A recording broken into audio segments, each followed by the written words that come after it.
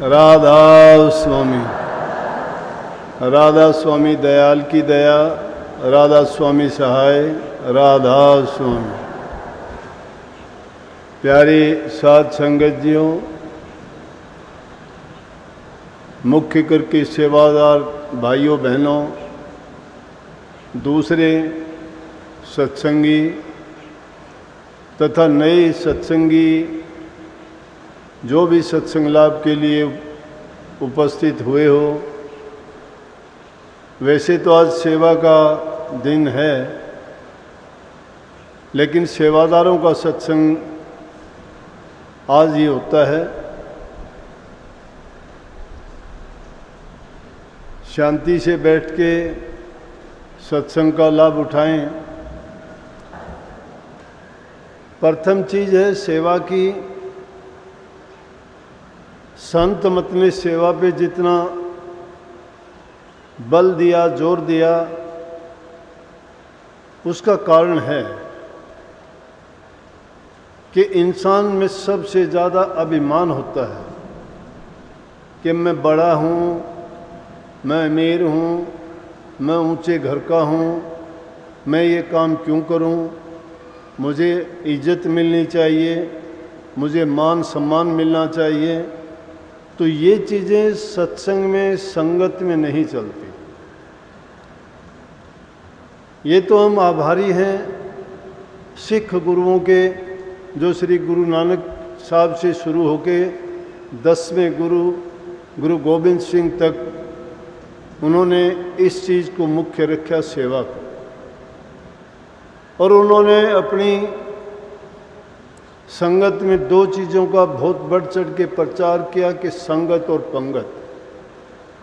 संगत में सबके साथ समान उसी जगह पे, चाहे राजा हो, चाहे फकीर हो, चाहे गरीब हो, चाहे भिखारी हो, चाहे बादशाह हो, एक ही स्थान पर एक जैसे बैठ के वो सत्संग का लाभ उठाना।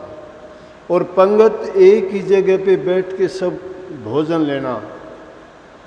भोजन प्रसाद का पाना भी उसी प्रकार से, जिसमें कोई जाति का, ऊंचे नीचे का, छोटे बड़े का, गरीब अमीर का, जिसमें कोई ख्याल नहीं रखा जाता। तो ये दो चीज़ें ऐसी थी कि इंसान के मान और अभिमान को छोड़ने के लिए मजबूर करती थी।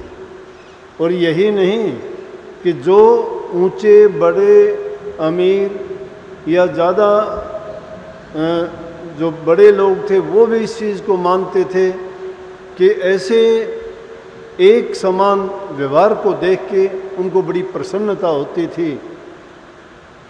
और इसी रास्ते पे चलते हुए संगत फैली, लोगों में ये संदेश गया कि जिस प्रकार से परमात्मा की नज़र में सब इंसान समान हैं, कोई छोटा बड़ा नहीं, कोई गरीब अमीर नहीं, सब में एक रूह है।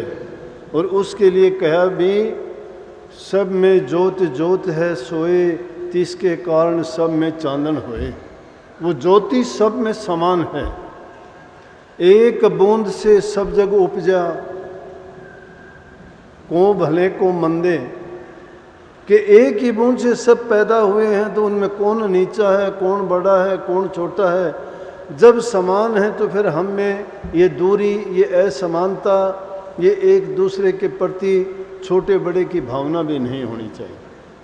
और जिनमें ये भावना नहीं होती, वही जीव, वही इंसान सत्संग के काबिल बनता है। तो ये एक बहुत बड़ी बात है। सेवा जिसमें मुख्य करके रखी गई, सेवा, भक्ति, त्याग, प्रेम और बैराग। भक्ति, ज्ञान, बैराग 4 मुख्य अंग हैं भक्ति के। तो उनमें सबसे मुख्य करके सेवा। आप ये देखते हैं, इतना बड़ा ये पंडाल, वो इतना बड़ा भंडारा, ये इतनी बड़ी बिल्डिंग है, ये सब इतने लोगों के बैठने, उठने, खाने पीने का सब इंतज़ाम और प्रबंध किसने किया? सेवा ने किया। ये सब सेवा के कारण है। सेवा किसकी? तन की सेवा है, मन की सेवा है और धन की सेवा है। जब इंसान मानसिक रूप से तैयार होता है, मन उसका कहता है, तभी वो दोनों प्रकार की सेवा करने के लिए तैयार होता है। और शास्त्रों में भी यही बात लिखी है कि तन की पवित्रता सेवा करने से होती है, मन की पवित्रता प्रभु के नाम के सुमरण से होती है, और धन की पवित्रता दान और पुण्य करने से होती है। तो सबसे मुख्य करके और सबसे प्रथम चीज़ है सेवा। सेवा भी किस चीज़ की? जो जिसके सामर्थ्य में है। कोई तन की सेवा कर सकता है, किसी के पास धन नहीं है वो तन की सेवा करे, जिसके पास धन है वो धन की सेवा कर सकता है।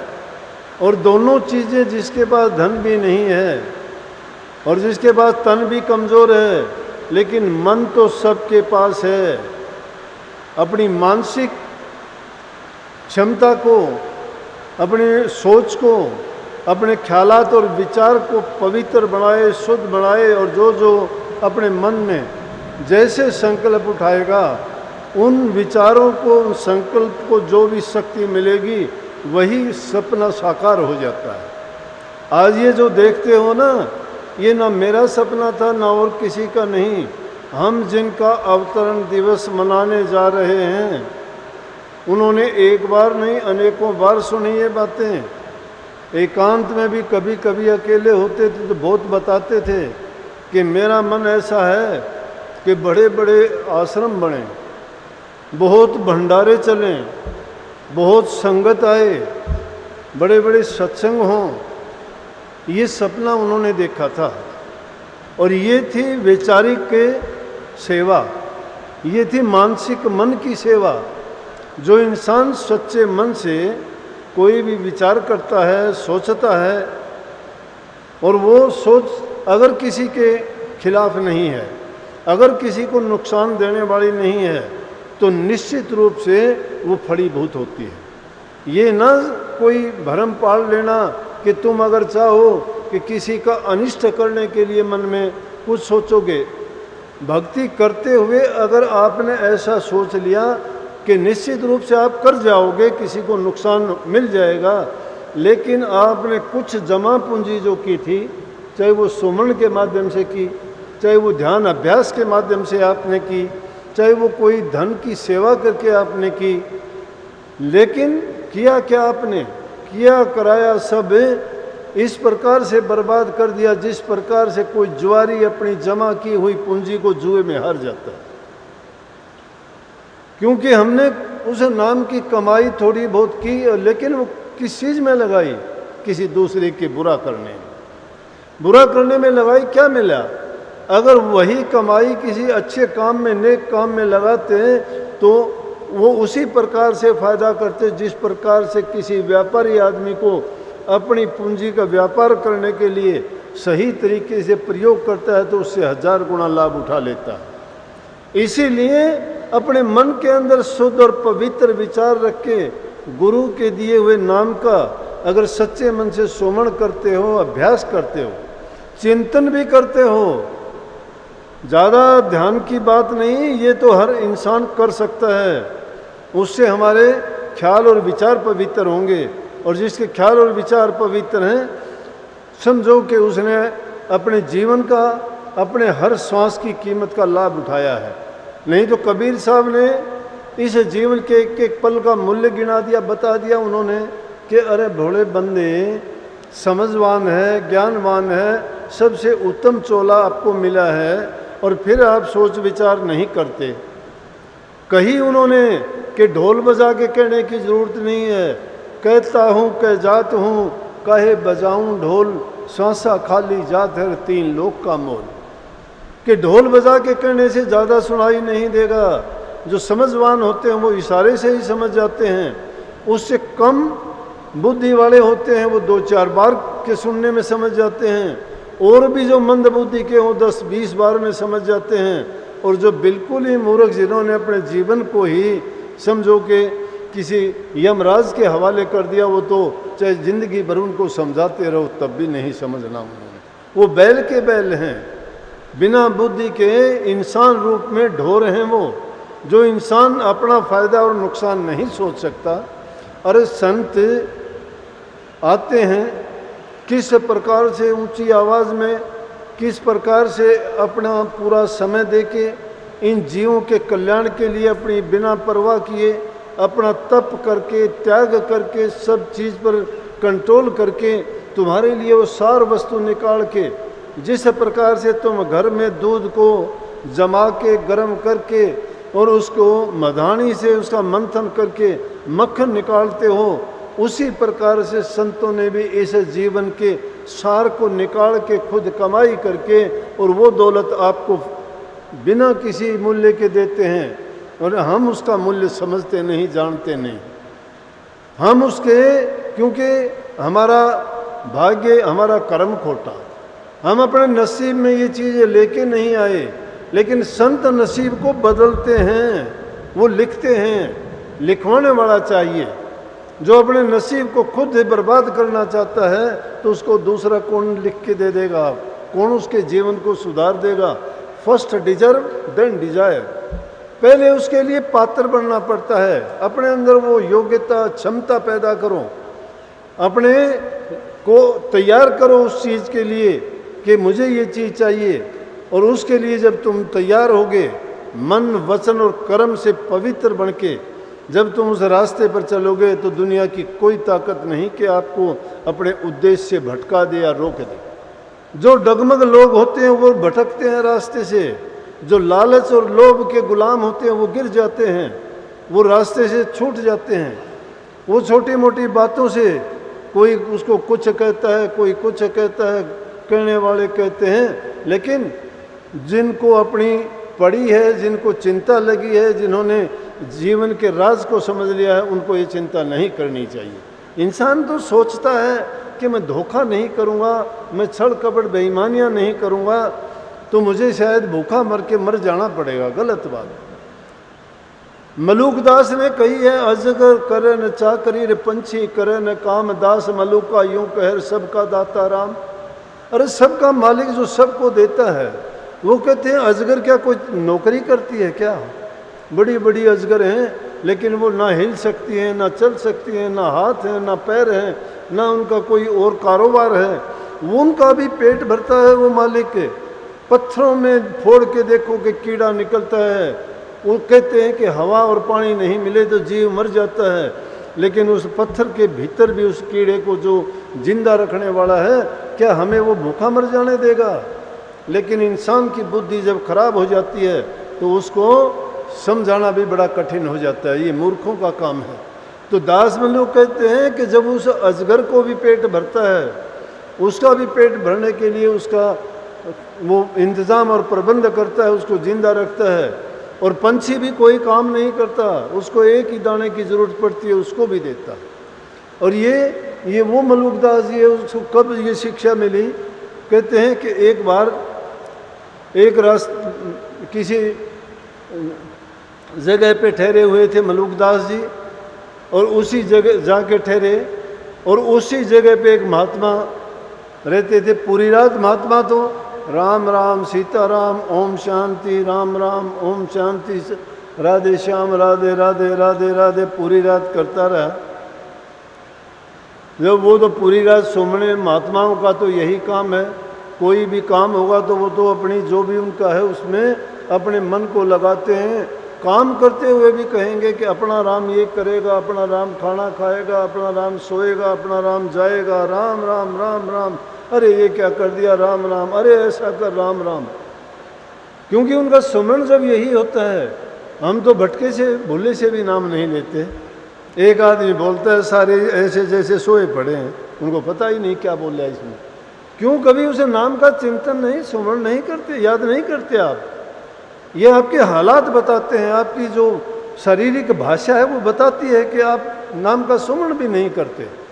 अगर सुमरण करते, 50 आदमी सोए हुए हैं और एक आदमी का भी अगर कोई नाम लेगा कि सुरेश, तो सुरेश ही उठेगा, बाकी सोए रहेंगे। अरे तुमने नाम अगर लिया है, नाम तो जगाता है हर इंसान को। हम तो भ्रमों में सोए जा रहे हैं, सोए जा रहे हैं, सोते ही नहीं। चाहे कितनी जोर जोर से आवाज़, कबीर साहब ने तभी तो कही, काहे बजाऊं ढोल। अरे ढोल बजाने से कोई सुन लेगा क्या? जब तक मन में तलब नहीं लगती है, जब तक उसको तड़प पैदा नहीं होती है, जब तक दिल में बिरह बाण नहीं लगता है। और वो बिरह बाण किसी हरिजन को लगते हैं, हरिजन को लगते हैं। हरिजन वो होते हैं जिनको तड़फ हरि की है, जिनको अपने कल्याण की जरूरत है, जो अपने जीवन को सफल करना चाहते हैं, जो इस जीवन जन्म मरण के बंधन से छूट जाना चाहते हैं, दुनिया के रसों के भोगी बन के चाहते हो मेरे पास ये नहीं है, मेरे पास गाड़ी नहीं है, उसकी कोठी बन गई, उसको धन मिल गया, उसको ये दे दिया। अरे देने लेने वाले, तुम अपने अंदर क्षमता पैदा करो, वो मालिक के घर में घाटा नहीं है। हमारे जैसे जो को ऊँट गाड़ी में भी नहीं बैठाता हमें तो, लेकिन आज सत्संग कार में हवाई जहाज़ों में भेजते हैं। किस कहाँ से? उस नाम की ताकत है।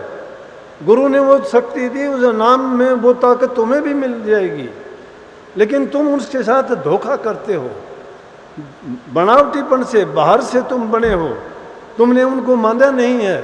सच्चे दिल से जो मान लेता है वो संभाल करता है। तो पूरी रात वो तो राम राम करता रहा, मलुकदास की नींद हराम। मलुकदास पूरी रात नहीं सोया, ना उसका कोई गुरु था, ना पीर था, नुगरा था, किसी को मानता भी नहीं था। ये मलुकदास की पहली हालत है। बहुत से लोगों की हमारे जैसी हालत थी, जो उल्टे सीधे काम करते थे, लेकिन जब गुरु की शरण में गए ना, तो गुरु ने उनको ऐसी फूंक मारी कि उनका जीवन बदल दिया। जीवन किसने? गुरु ने बदला। किसका बदला? जो उनकी शरण में सच्चे दिल से गए, उनका बदला। नहीं, उस टाइम में और लोग भी बहुत गए थे, उनके क्यों नहीं बदले? उनका पेट तक नहीं भरा, पूरी जिंदगी मांगते रहे, मेरा ये नहीं है, मेरा वो नहीं है, फिर भी उनका नहीं भरा। लेकिन जिनको संतोष है, सतगुरु ने उसको सब चीज से भर दिया।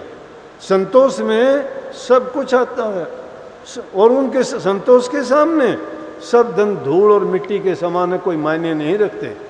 धन पैसे को मानते हो, ये तो आज किसी के पास है, कल किसी के पास है, और जिसके पास है अगर है तो भी वो उपयोग नहीं कर सकता। कितने भिखारी आपने देखे होंगे, मांग मांग के छोड़ जाते हैं, उनको क्या मिलता है? लेकिन सच्चे जो उस नाम की शरण में चला जाता है और नाम की कमाई करता है, उस कभी वो किसी चीज़ के लिए उसको ये शिकायत नहीं रह जाती कि मुझे ये चीज़ नहीं मिली। आज मैं दिखाऊं, कितने लोग आके कहते हैं कि जी हमारी तो ये हालत थी, आज हमारी ये हालत है कि हमें किसी चीज़ की परवाह चिंता नहीं है। किसने दी? वो सतगुरु ने दी। सतगुरु ने क्या दी? सतगुरु ने वो हुंडी लिख के दे दी नाम की। जिन्होंने उस हुंडी को भुना लिया वो ऐश करते हैं, और जो उसको लिए फिरते हैं उनके पल्ले कुछ भी नहीं है, क्योंकि वो उस हुंडी को नहीं समझे और ना वो उस जोरी तक पहुंचने की कोशिश की। जो सत्य पुरुष है वो जोरी है, हुंडी सतगुरु ने लिखी है, और दुनिया में उसका कोई भी कैश करने वाला नहीं है। अगर तुम में वो क्षमता है तो वहाँ तक पहुँच के अपनी हुंडी कैश करवाइए, और हर प्रकार के शारीरिक, मानसिक, सामाजिक, आर्थिक सभी हालत मिनटों में सुधर जाएंगी, बन जाएंगी। तो मैं कहूँ था कि इंसान ये भरम पाल लेता है कि मैं ऐसा नहीं करूँगा तो शायद मेरे साथ पता नहीं क्या होगा, मैं भूखा मर जाऊँगा, मेरी संतान भूखी मर जाएगी, इनका गुजारा कैसे चलेगा। मलुकदास पूरी रात नहीं सोया, सुबह को कहने लगा क्या राम राम, क्या राम राम, पूरी रात तूने राम राम राम राम ने मेरी नींद हराम कर दी। क्या राम राम हुआ? बोला भाई राम के बिना क्या है, सब कुछ राम ही तो है, उसी के सारे ये कारोबार हैं, उसी से सब कुछ चलता है। बोला कि क्या चलता है उसने, क्या करता है वो? आदमी अपने भाग से, कर्म से करता बनता है। बोला अरे भाई वो सब कुछ करता है। बोला वो करता है तो कर देगा। बोले उसके बिना तो पत्ता भी नहीं हिलता, वो तो सब कुछ देता है। बोला ऐसे कैसे देता है कि अगर कोई आदमी ऐसी जगह चला जाए वहाँ कैसे दे देगा? बोला आजमा के देख ले, तेरा अगर यकीन और विश्वास नहीं हो तो आजमा के देख ले, वो सबको देता, चाहे कहीं भी चला जाए। वो अपने जीव को नहीं मरने देता, लेकिन उसका यकीन होना चाहिए। मलुकदास बोला तो अच्छा मैं देखता हूँ कि वो कैसे देगा, आप यहीं मिलना मुझे। बोला यहीं हूँ मैं, कहीं नहीं जाता। गया दूर जंगल में, जाके बीच जंगल में एक बहुत बड़ा सा पेड़ देख के और उसके ऊपर बैठ गया कि आज देखता हूँ मैं जंगल के बीच में मुझे खाना कौन देगा।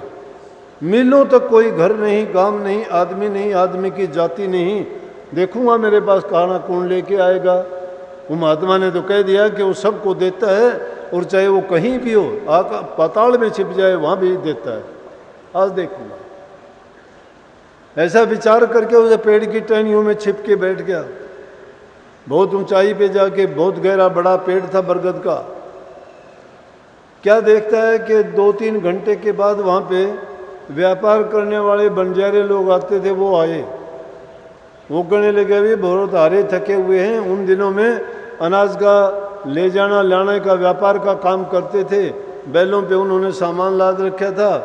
कहने लगे काफ़ी लंबे चल के आ लिए, अब तो हमें खाना खा लेना चाहिए। और पेड़ के नीचे बैठ के उन्होंने खाना बनाना शुरू कर दिया।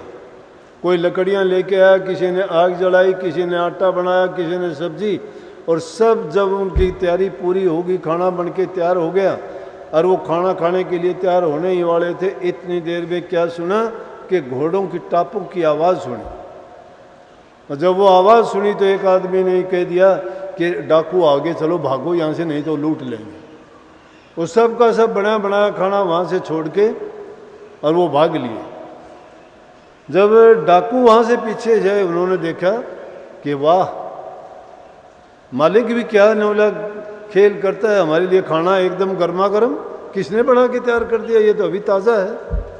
बोला ऐसे तो हो नहीं सकता, देखो कौन आदमी है, ढूंढो। इधर उधर तलाश की, कोई कुछ दिखाई नहीं दिया कहीं भी।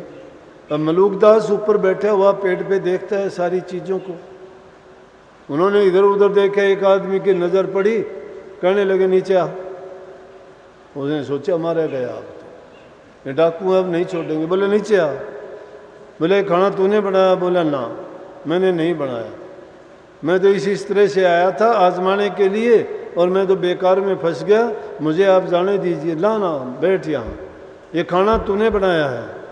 ये लोग ने बोला ये लोग तो चले गए बन जाए, ने बोला झूठ बोलता है तू। डाकू कहने लगे हमें क्या लेना देना, खाना खाओ और चलो छुट्टी करो, ये अपने आप जाता रहेगा, हमें क्या करना इसका। बोला नहीं, ऐसे नहीं, खाने में कुछ मिला रखा है। इसको पता था कि डाकू इस रास्ते आएंगे और इसने खाने में कुछ ना कुछ मिला के रखा है। बोले यहाँ तू? बोले हाँ। बोला खाना खा के दिखा पहले। खाना उसने तो, उसको तो पता था कुछ भी नहीं मिला। ने बोला तूने जहर मिला रखा है, खाना खा के दिखा। अब मन ही मन सोचता है कि मालिक मैं तो आया था कुछ सोच के, और ये क्या कर दिया तुम। मुझे तो ये विश्वास और यकीन ही नहीं था कि आपने मुझे क्या खेल दिखा दिया। बैठ के कहने लगा भाई आप यकीन करो, मैंने आपको सच्ची बताई, ले खाना डालो। उन्होंने खाना डाला और उसने खाना खाया। खाने के बाद डाकू ने भी खाया, उसको छोड़ दिया।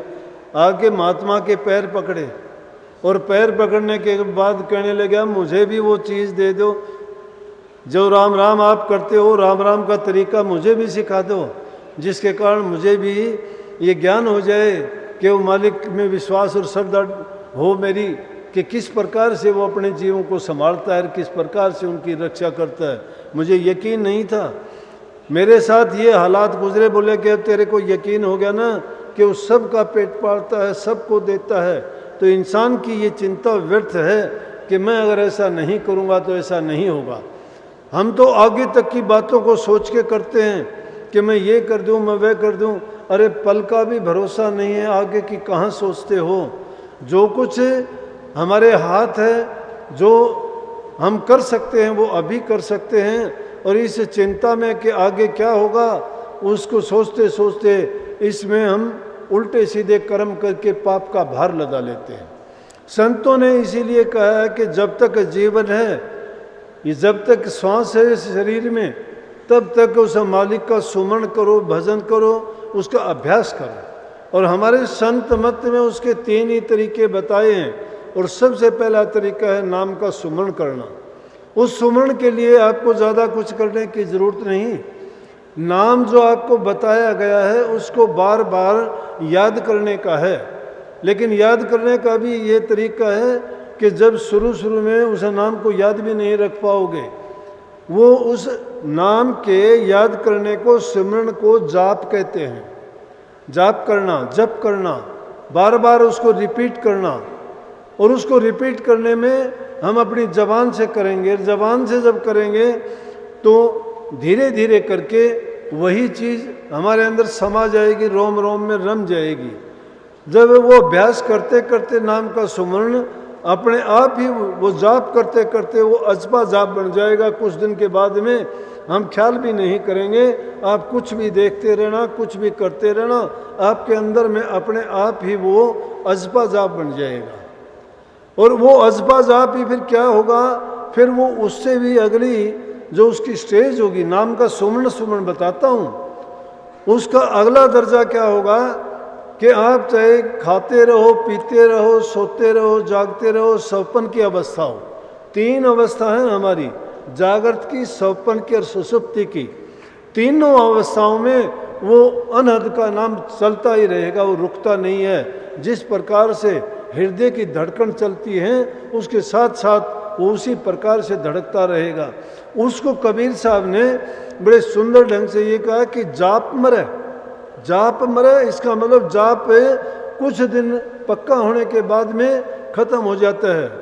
खत्म होने का मतलब नीचे छूट जाता है। वो जीभ से, ताड़ू से, दांतों की मदद की जरूरत नहीं पड़ती, क्योंकि वो अजपा जाप में चला जाता है।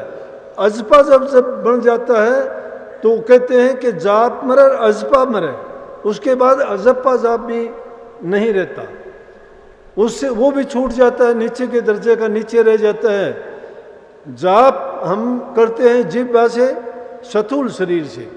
अजपा जाप होगा अंदर के सूक्ष्म दर्जों में, और अनहद जो होगा वो तो ऊपर से नीचे वो हालत बन जाएगी जिस प्रकार से मकड़ी तार छोड़ के कभी ऊपर से नीचे की ओर आती है, छत में से वो अपना घर बनाती है, लेकिन तार छोड़ती हुई नीचे आ जाती है और पल में ऊपर पहुंच जाती है। इसी प्रकार से संतों ने उसको विहंगम चाल कहा है। तो वो अनहद उस प्रकार से बन जाएगा फिर आपको। लेकिन क्योंकि त्रिगुणात्मक संसार है और जाप भी त्रिगुणात्मक ही होगा। एक तो जाप करते हो तुम अपने अच्छाई के लिए, अपने भलाई के लिए। एक करते हो जाप किसी को नुकसान देने के लिए, और एक जाप में तुम्हारा ना तुम अपना हित चाहते हो ना किसी का नुकसान चाहते हो, तो उसमें सबसे उत्तम जाप वही होता है।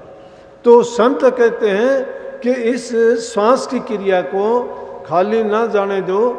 ध्यान और अभ्यास का नाम तो बाद में आता है, पहले आप सुमन को पक्का कीजिए, उसको जाप को पक्का कीजिए।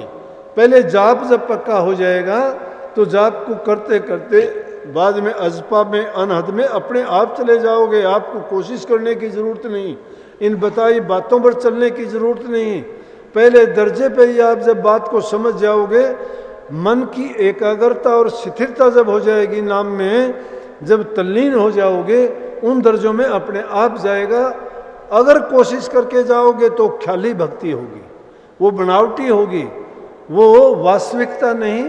लेकिन जो सहज भाव से अपने आप करते करते करते करते, लेकिन उसके लिए ना कोई जल्दबाजी करनी, ना उसके लिए समय अवधि निर्धारित है। उसमें इंसान के कर्म, उसके हालात और उसकी लगन और उसका बैराग और त्याग, ये चीज़ें काम देंगी कि उसकी नाम के प्रति लगन कितनी है, उसमें कितना बैराग और कितना प्यार है, और वो उसमें कितना समय लगाता है, और बाहर की बातों से ध्यान को हटा के अंदर में कितना जमाता है। जब धीरे धीरे इस अभ्यास को करता चला जाता है तो वो अपने उस उद्देश्य में सफलता प्राप्त कर लेता है जिसके लिए मनुष्य चोला मिला था।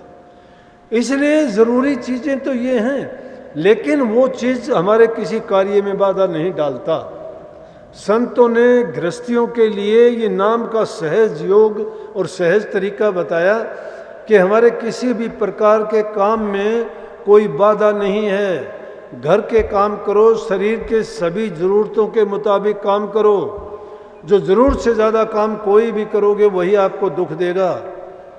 ज़रूरत से ज़्यादा खाओगे तो दुख देगा, ज़रूरत से ज़्यादा मेहनत करोगे तो शरीर में तकलीफ़ देगा, ज़रूरत से ज़्यादा बोलोगे तो आपको तकलीफ़ होगी, ज़रूरत से ज़्यादा अगर हंसोगे तो भी तकलीफ़ देगी, और ज़रूरत से ज़्यादा चुप रहोगे तो भी। तो उसके लिए क्या है, ना तो ज़्यादा बरसना भला है, बारिश भी ज़्यादा अच्छी नहीं, अब देखो कितना पानी चढ़ा दिया, देख कहीं बाढ़ आ गया, कहीं ज़्यादा पानी के बिना काम नहीं चलता। पानी पीने के लिए नहीं मिले तो प्राण चले जाएंगे। लेकिन जब ज़्यादा पानी हो जाए तो भी बर्बादी है, ज़्यादा तेज़ हवा आंधियाँ चलें तो भी बर्बादी है, और बंद हो जाए तो भी हाय मर गए, पसीना पसीना, जान निकले, प्राण निकले, बहुत गर्मी है। तो अति excess of everything is bad. बहुतायत किसी चीज़ की भी हो जाए, घर में धन ज़्यादा हो जाए वो भी बर्बाद करेगा। नाव में पानी बढ़ना हो जाए, नाव डूब जाएगी। पानी बांट दो नाव में और घर में बांट दो दाम, दोनों हाथ उड़ी चाहिए, यही सियाणों काम। उड़ीच देना चाहिए, उनके गांठ बांध के दबा के ना रखो, नहीं बर्बाद कर देगा। उस चीज़ को नेक कामों में लगाना चाहिए, नहीं तो वो चीज़ धन ज़्यादा है, डॉक्टर ले जाएगा, चोर ले जाएगा, डाकू ले जाएगा, या और किसी न किसी जुआ खेल लोगे या और झगड़े मुकदमे कर लोगे, सब काम हो जाएगा। कहा है ना कि जब तने इतने धन को जोड़ा फिर उस धन का क्या किया।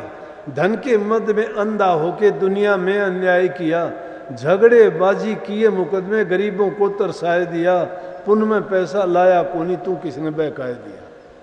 पुण्य में पैसा नहीं लगा सकते और उल्टे सीधे कामों में लगा दोगे, ले जाएंगे कोई के कोई। नाजायज चीज़ों के लिए पैसा बर्बाद कर दोगे।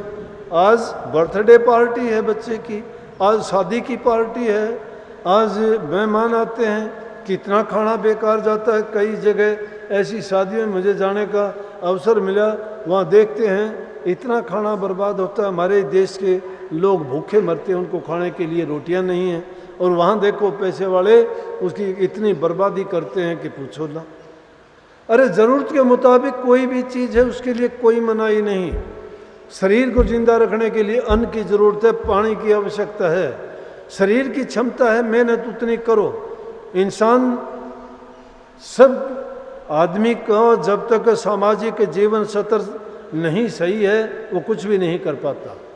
सबसे पहले काम करो, काम करने से तुम्हारा जीवन चलेगा। फिर थकान होगी काम करने से, आराम करो, आराम करने के बाद स्वस्थ होगे, सुस्ती मिटेगी, तो फिर राम जपो। काम करो, आराम करो, उसके बाद राम का नाम तो मैंने सबसे लास्ट में बताया, जबकि होना चाहिए सर्वप्रथम। लाखों काम छोड़ के आदमी को खाना खा लेना चाहिए, बिना खाने के जीवन नहीं है। 10 लाख काम छोड़ के आदमी को स्नान कर लेना चाहिए, नहीं तो रोगी बीमारी हो जाओगे, बीमार हो जाओ। और करोड़ काम छोड़ के प्रभु का नाम लेना चाहिए। तो लास्ट में नहीं, सबसे पहले हो गया ना, करोड़ काम छोड़ के प्रभु का नाम। उस नाम के सहारे सब कुछ है, उस नाम को याद रखो। नाम के सहारे जितना भी तुम देखते हो दुनिया की सारी चीज़ें उस नाम के आश्रय पर डटी हुई हैं, उस मालिक के हुक्म से सारी चलती हैं।